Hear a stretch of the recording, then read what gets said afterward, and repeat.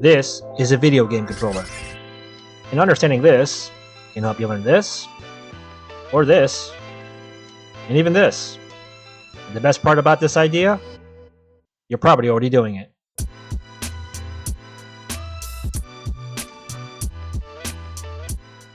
But this principle I'm talking about, you probably aren't doing it very intentionally. I know I wasn't, not until very recently. But now that I've figured this out for myself, I've basically boiled it down to 3 key steps. And all it took was a video game. More importantly, how I played this game. Now for context, I've been a pretty avid gamer for most of my life. But over the last 9 years, I've had to dial it back quite a bit. I went to grad school, I got married, I started a family, and generally just got more serious about my career. So naturally, gaming has had to take a back seat in my life. But then, 2022 came around, and everybody I knew or followed on social media that was even remotely connected to the gaming world was talking about this one game, Elden Ring. Now, for anybody who doesn't know about this game, it's an absolute masterpiece. Think of it like a Lord of the Rings video game, except you're just always fighting demons. Like, a lot of demons. Honestly, I tried to ignore the hype for a long while, but the footage I saw from the game just looked too good. So eventually, I just caved in. So I got the game. And like with most games in the past, I spent the first half an hour or so customizing my character and adjusting the keybinds to my keyboard. Now, full disclosure, I've never played an action RPG game like this before. So for all intents and purposes, this was a completely new experience. And without spoiling too much of this game for anybody, there is no difficulty setting. Everyone plays the same game, which is kind of refreshing in a lot of ways. But as a result, you end up dying a lot in this game. Like a lot.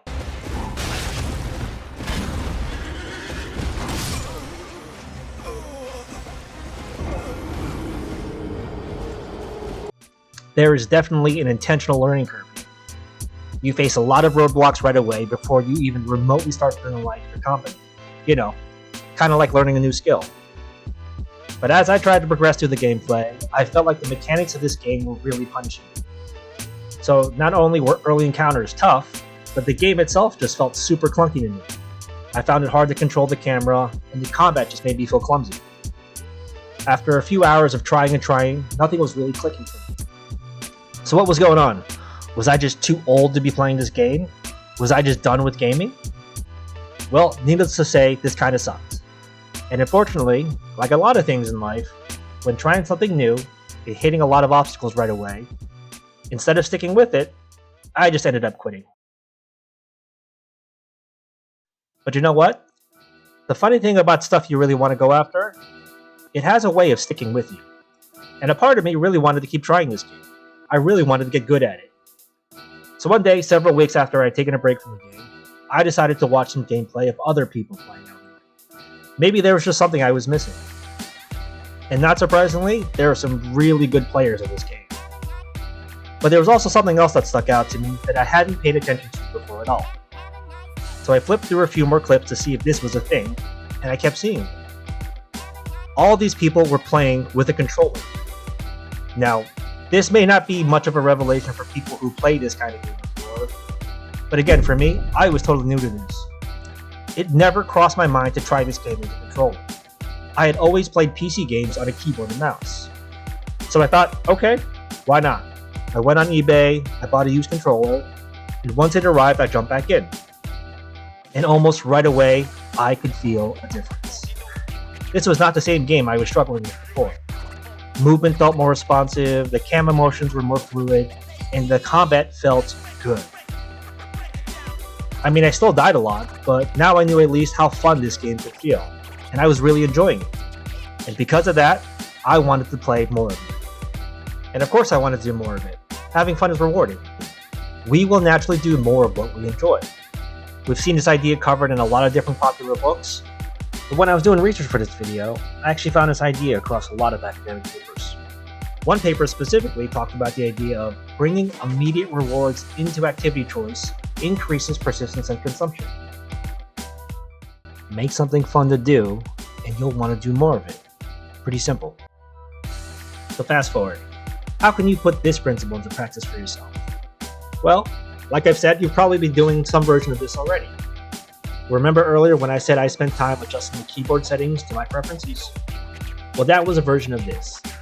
It just wasn't an active version of it. But once I became aware of this phenomenon, I boiled it down to 3 key steps for myself.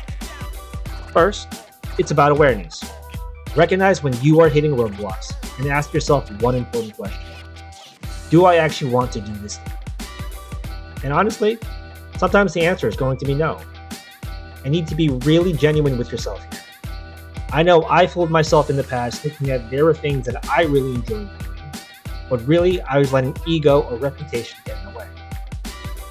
And now that I've lived a little bit of my life, I know how much of a waste of time that really was. So be really honest with yourself here. Is this necessary? Is this really one of your forever things that you want to do for as long as you can? If no, then it's probably time to move on. Life is too short to waste on things you don't want to be a part of who you are. If yes, then step 2 is research. We are lucky enough to live in a time where all the world's information is right at our fingertips. Do research. Find other people doing your thing and see how they do it. Are there habits or patterns or lessons that you can pick out? Be active about this. Look at how those people approach a task and try to absorb it for yourself. And then lastly, and maybe most importantly, experiment. You can't let yourself get stuck in the loop of research. The best thing you can do is go and try a thing in a different way. Because in the act of trying, you discover things. And discovery in itself is the act of learning. And learning is growing. Because really, if you decided you're going to spend your time doing a thing and making it a part of who you are, then it's almost always going to be worth it to take the time figuring out how to make your forever thing as enjoyable as possible for you. You owe that to yourself. And if you're not there yet, maybe you're still looking at the bigger question of what are my forever things? Well, maybe give this video a shot. It might help you find some answers. Hope that helped. Take care for now. Bye.